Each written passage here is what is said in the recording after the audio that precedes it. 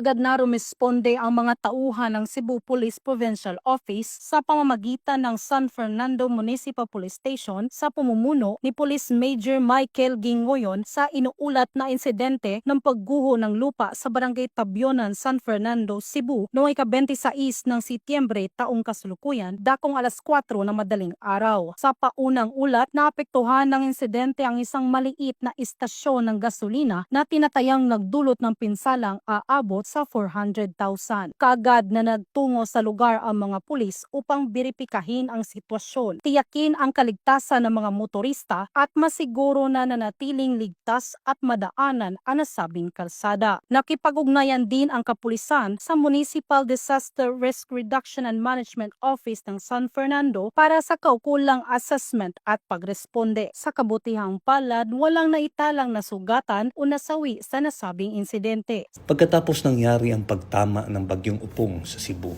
dala sa lakas ng hangin at ulan, isa ng lungsod ng San Fernando na naapektuhan. Nakatala po tayo ng isang minor landslide incident sa Barangay Tabyonan kahapon ng umaga na tumama sa dalawang business establishment na pagmamayari ng iisang tao. Pero sa kagandahang palad ay wala po tayong naitalang mga casualties at injuries. Dahil dito, agad tayong nagpadala ng mga pulis upang masiguro ang seguridad sa lugar at maiwasan ang anumang pagnanakaw, lalo na't ito ay isang tindahan. Gayunpaman, sa kasalukuyan, patuloy pa rin ang clearing operation kasama ng mga kawani ng local government unit. Ina-assure po ng ating kapulisan dito sa San Fernando na patuloy ang pagtulong at pagtiyak ng seguridad ng publiko, lalo na para sa mga taga San Fernando.